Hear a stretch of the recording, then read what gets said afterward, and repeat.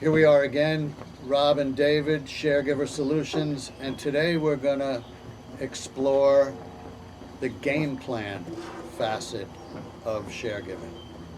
And we talked before about, before you get into the actual practical game plan, daily activities and everything else, um, you would naturally want to be as well informed as possible, which you certainly became. So talk a little about that. Right. Well, first of all, game plan, the the basic idea of it is that you're taking on a role and a responsibility that can be, really hard, and many get It is hard. yeah, many get thrust into it without preparation. They don't really think it through, but they're in it. And one of the things that I think we both know is that to the extent you can have a plan, whatever it is, and we have plenty of experience in sport when you're going into a game, having a game plan Sure. gives you a lot better chance of being successful. Particularly if you're an underdog. Correct. If you're fighting an uphill battle, um, in fact, to continue the metaphor, you may be, winless, playing an undefeated team. You may not necessarily expect to beat them, but you want to feel good about yourself Go in with a plan at the end of the game. So it may be self-evident, but a lot of people don't have it, and they're either just trying to survive, every day. Yeah. And so the theory of game plan is in order to do the best job and also make it easiest on oneself, you have a game plan. Is this thing adjustable? Is it too high? Is it adjustable? Yeah. I'm just thinking that chair's going up at any minute. So yeah, the game plan, having an approach that obviously gives you more confidence as you address your role, and also just makes it easier on you rather than worrying about what to do next.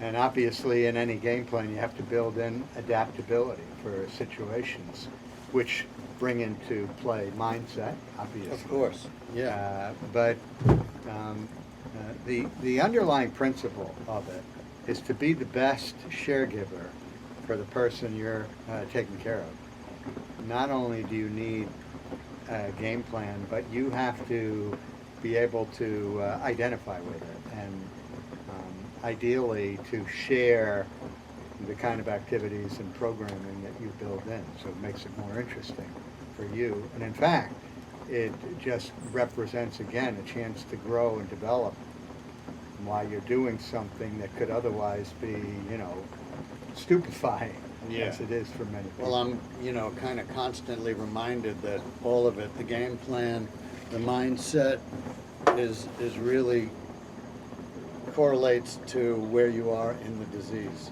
where you are along the No doubt. path. Which raises, I think, a good point, and really the starting point for any caregiver, is information.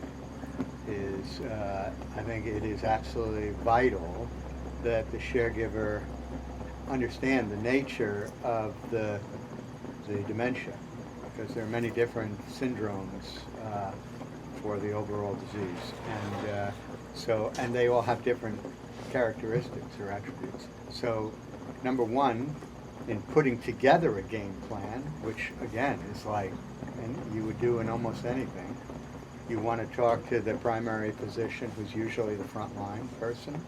You want to talk to a neurologist or a gerontologist who can give you the history of the impairment, and I think that's critically important. The second thing is to get your ducks in a row as best you can from a legal, financial, and medical point of view. So whatever documentation is there, you want to be ready, because you don't want to be in a position of something happening and not knowing, where to go or who to talk to or what is already in place or not. Yeah. And again, that's just part of the preparation of a game plan, Yeah. so that you are confident. Yeah, I mean, there are different aspects to the game plan. Game plan in preparation for any eventualities, and game plan from Monday through Correct. Monday? Yeah, yeah. So this is sort of what we're talking about now is general sort of pre-game Yeah. diligence. You know, I have to say, particularly in today's climate, I'm assuming there are a lot of people out there who don't even have access to neurologists and a whole medical team. And so for those people, that's where David comes in, really. He's been to see them, and he's not a medical expert, and I'm not either.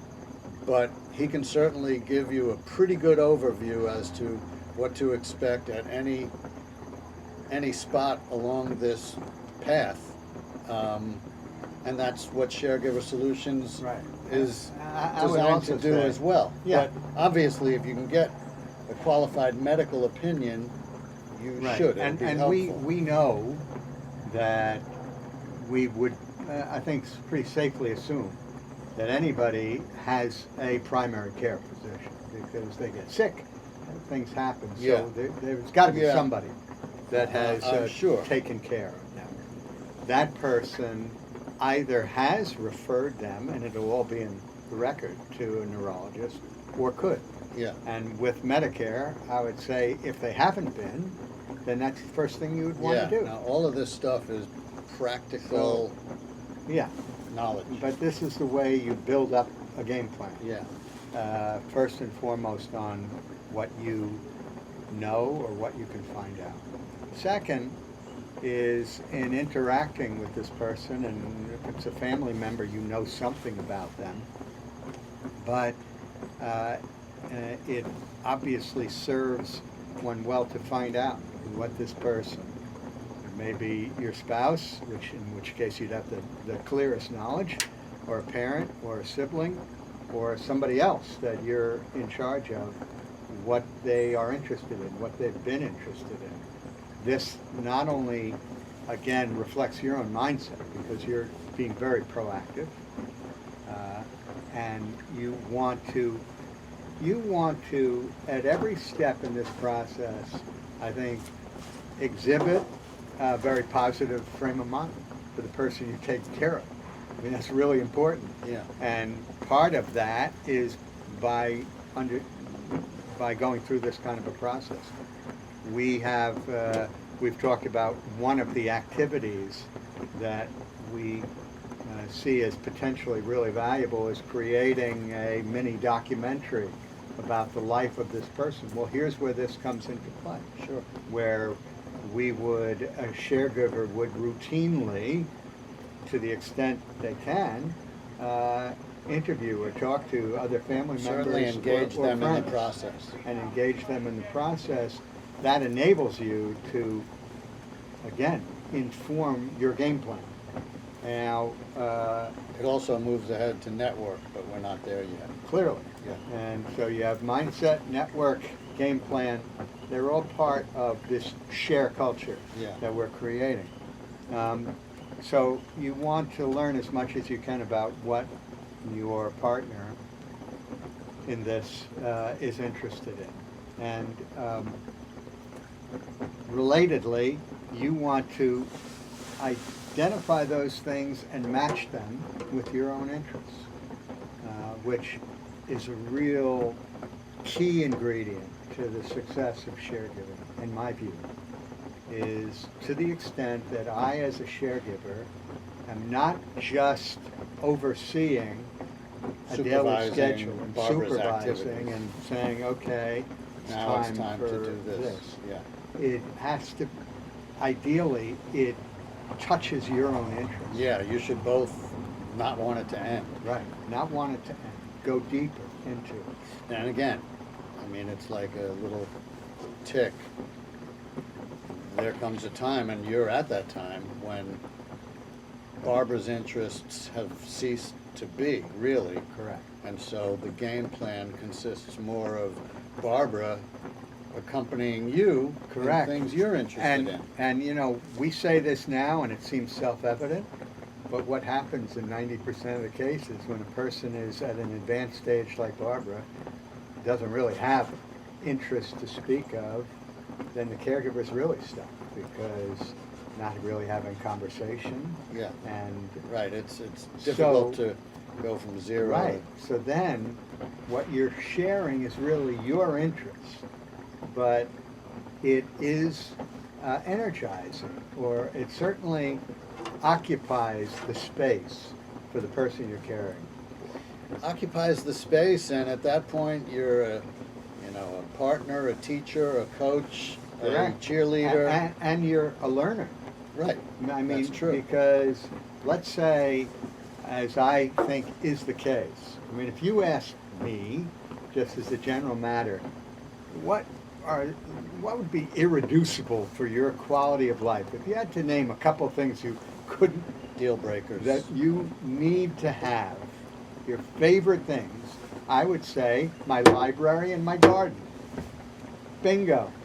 I could do really well. Just give me those two things. And, you know, they happen, I mean, I've always thought a garden is the most fertile, not to use a pun, but loaded with activities and growth and the whole metaphor and the reality, Oliver Sacks says, particularly this garden Yeah. here. right, Oliver Sacks says gardening and music are the two things that most directly and richly help neurologically. Those two things. I would imagine the characteristics of a library are very close behind. Exactly. Either I mean, and obviously Being that read to, reading, exactly. storytelling. So, as a caregiver, you really get the blessing of caring for somebody and sharing that time and space where you can grow. So, you know, I think, okay, Well, here come the ducks. the geese. The geese. Geese. Duck, duck, goose. Can you believe that? It's like a, yeah, they're all B-52s flying overhead.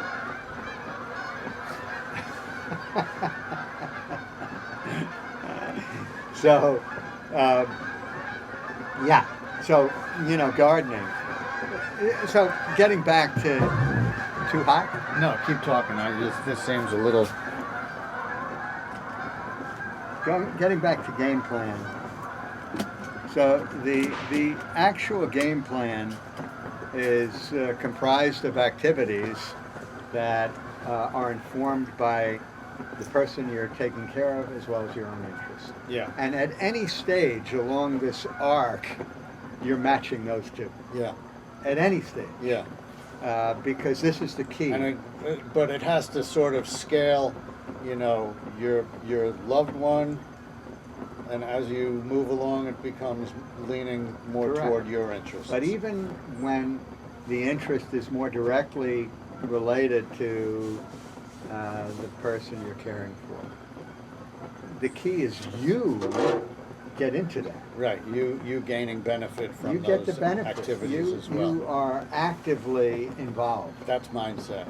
It's mindset. You have to engage. You have to, you know, you have to be curious, and Yeah. you have to be enthusiastic. And again, we come down to can enthusiasm be taught? Right.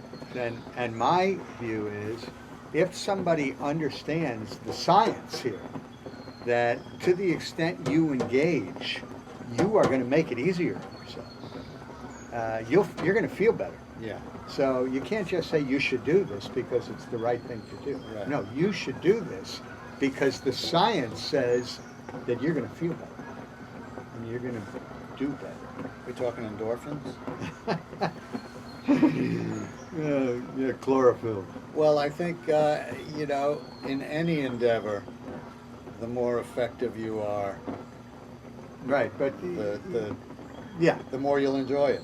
So and you know, you're Or vice suggesting versa. that not everybody Or vice is going to versa. embrace this, but I believe that they can and will when they understand what is actually happening, what it does. So then we're constructing a game plan. Now, my approach to it, you know, has several aspects. Number one, every day I do a whiteboard that basically says in big letters, today is October 26, 2020, is Tuesday, October 26, 2020. Then I list basic activities during the course of the day. I do this as much for Barbara. It's actually the 27th. Is it the 27th? Oh God, election is in 7 days. Yes, it is. So I do this for Barbara because whether she even understands it, she reads it every day. She goes to it, puzzles over it, this schedule. So the schedule is important for both sides, caregiver and patient. The second thing that I always do, which is really important, and I'll give my own example. Music is unbelievable filler. And over the course of the day, I've asked Christina, who I'm fortunate enough to have as a caregiver for about 30 hours a week, which is really a blessing that not everybody can do. I'll say, okay, over the course of the day, we're going to have an hour of Broadway. We're going to have an hour of Beatles. We're going to have an hour of 60s music. We're going to have an hour of Zumba, Brazilian shake your tush music. And so she's learned, Alexa, play, and so in the background, Barbara is moving. She's energized. She's sometimes singing along. Well, I mean, also because music has been proven to be one of the last vestiges of connection and Correct. memory. And memory. Yeah. So we know it's nurturing, and it makes her feel good, and it makes the day go much easier. So now sometimes there's a specific activity associated with it, where she'll really sit down. It's Broadway hour, or it's Zumba, time for Zumba, to get up and dance. But so I would say, number one thing I've found is create an environment that is rich, and music is the best way to do that. The other thing is not to stack too many activities in a given day, because somebody with dementia will generally be prepared to sit, if it's reading and writing time. So I'll say to Barbara, okay, this afternoon we're gonna sit and we're both gonna read and write. Well, obviously it serves my interest because I want to do that, but she'll always say, yeah, she wants to do that. So we're playing music and we're reading. And that's often an afternoon activity.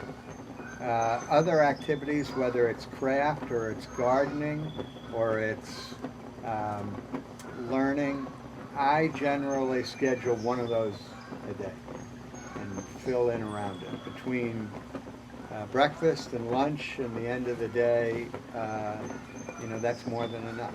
And are meals a team effort? As much as Can they be. Again, as in Barbara's case, it used to be that she would make the salad, and toss it and apply the dressing. Baking, she loved doing cookies and things like that. Not now. Yeah, she was a hell of a cookie maker. Yeah, not now. And so I do it. But, I have her participate. Right now, she doesn't really make the salad. She eats it before it's time. But but you try to involve her. And, and these different activities, as we will share, we probably have 7 or 8 activities that over the course of the week we want to touch on. Learning is one, even if it's with, the most rudimentary things of spaced retrieval, or it's writing 1, 2, 3, 4, or ABC, or looking at pictures of iconic images of celebrities and this and that. these are things that, are interesting. She always wants to do it.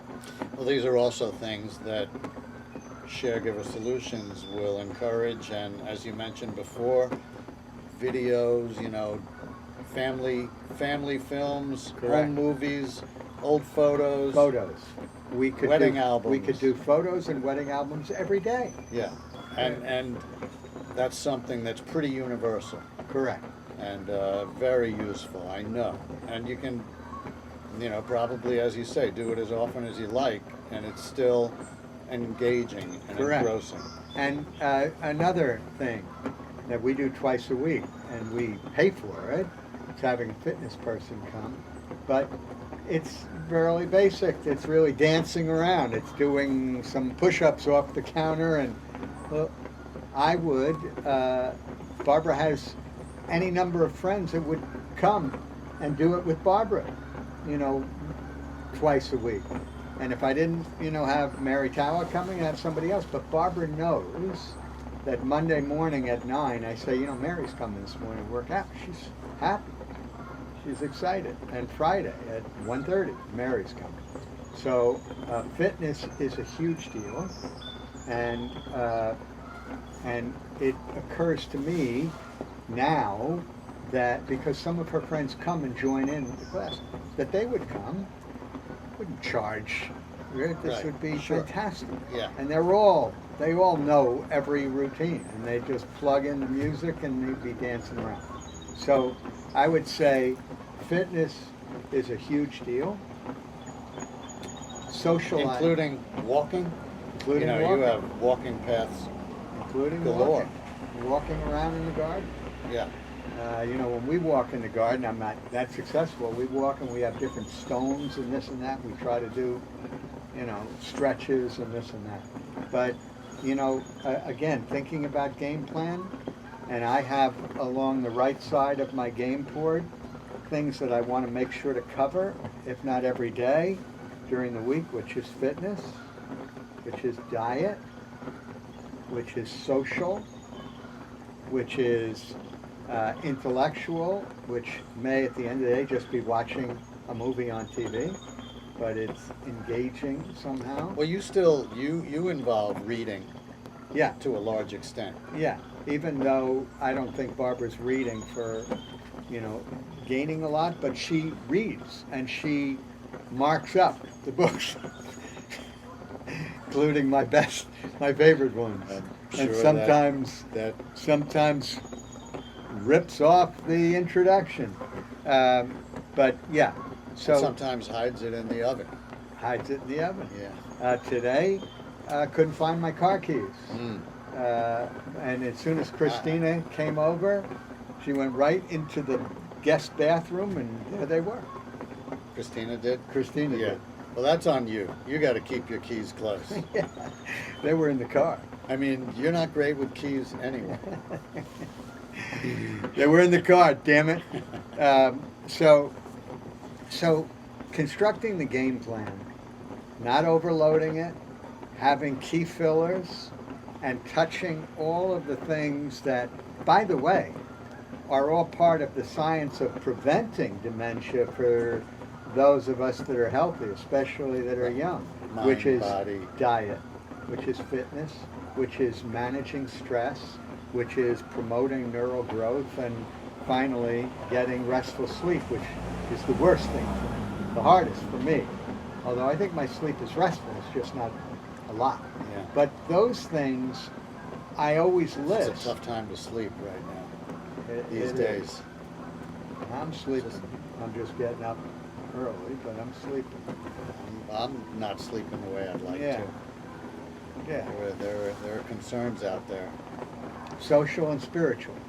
So meditation. Meditation is something that you can try. In Barbara's case, sometimes she's ready.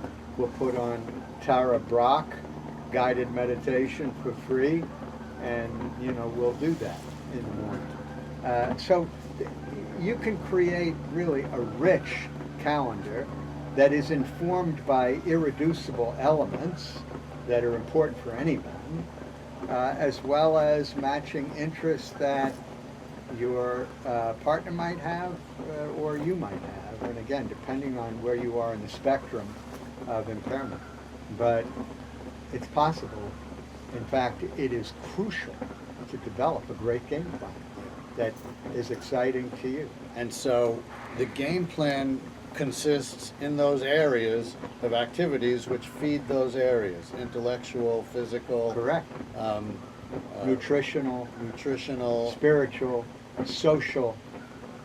and cognitive. Yeah, and actually with Barbara, whether or not, again, it's meaningful, I have those listed on the side, and they never change.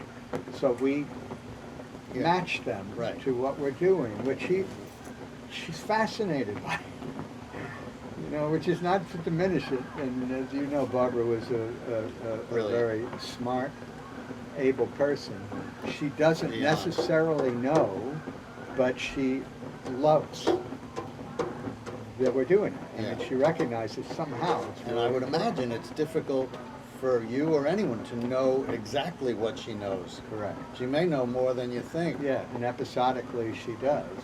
Unfortunately, it's those times when she becomes sad and she'll cry. Because she knows And what she she'll doesn't know. wish she would gone. Yeah, And nobody wants her. yeah. And she can't do anything. These are things that she'll say. And that's probably when you put on the Beatles, Correct. or give her a hug, or And- both. Or both. And yeah, it's amazing that music will do that. Conversely, we can have the Beatles on and she's singing and dancing, and then in the next moment I can look and she's crying. Gross. So, Yeah. but, and you know, I think as we go forward, we can go into each of these activities, whether it's constructing a documentary about your loved one, whether it's setting up a learning exercises that can be interesting and fun, whether it's breaking down a craft-based activity like gardening and what you do year-round, especially gardening is inside, well, you take it outside, you take it inside. Or you do certain things that are really discreet by square foot gardening or container gardening or all these things. And they're all things that if you're a gardener, you're interested in all of them anyway. But so, you know, that's the way we see it. And as you indicated before, they're all related because mindset is really behind all of this, your own. It's also a mindset that you want to teach and coach other people because you will feel the imperative to do that if share giving is working. You want to share your knowledge. You want to share with young people that don't realize that, well, this is underway and they can prevent this if they act now.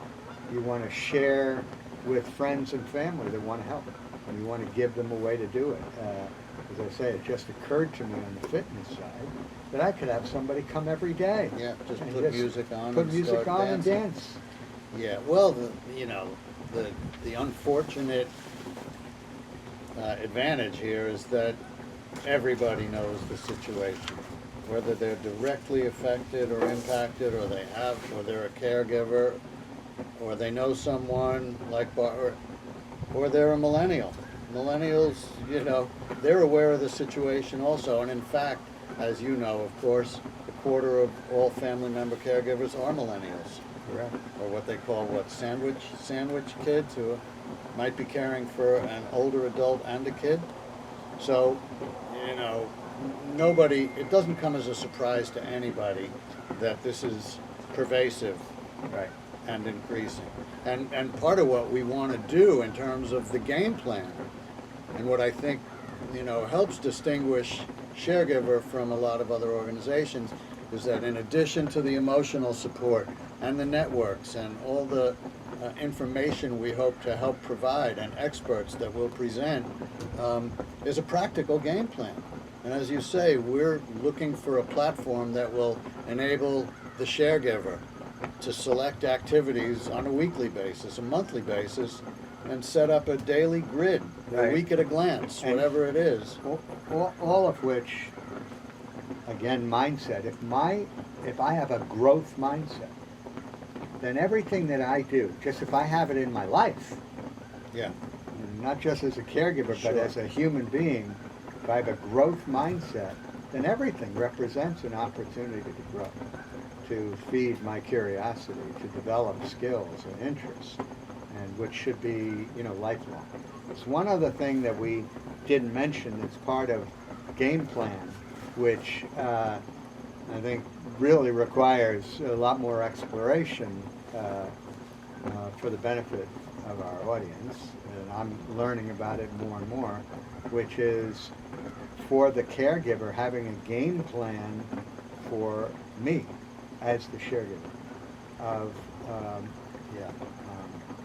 in discharging this role, I'm also living my own life, and therefore I have to think about how I can nourish that life independent of this role. Yeah. And that's hard for a lot of people. I mean, some are living, split lives, as you said. They're taking care of their own families, or they're trying to pursue a career while they are being a caregiver, which is incredibly challenging. Again, it relates to mindset of the way you integrate all of that and think about it. But at the same time, for many family member caregivers who are, this is a spouse, or they're, 65 and over, how they manage to stay vital, and living almost a parallel life at the same time. Because many people get so stuck that it's the end. That's why they get depressed, they are ridden with guilt, they get sick, and in many cases they die even before the person is taken care of. This is not end of life. This should be just another opportunity to figure out how to have a fulfilling and a joyful life, even when you are charged with a responsibility that, could be, Consuming and debilitating. Yeah. So that's another part of what we hope to share. And that also, again, the arc, that, as long as you can still engage, there's a relationship. It's about the relationship, really. Correct. And Correct.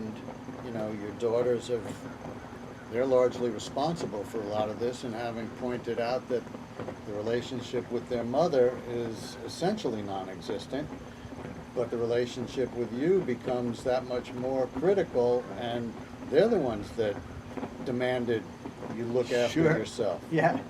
They said, for all of your game planning and strategizing, think about, your own life. You. Yeah, you. Yeah. And you got a lot of mileage. So, you not only have our permission, we are urging you to figure out how you do both. Yeah. How to be as effective and empathetic a caregiver as you can be, and keep yourself happy at the same time. Yeah. So, more to come, but that's a basic approach to game plan. Yeah. Sounds good. Yeah.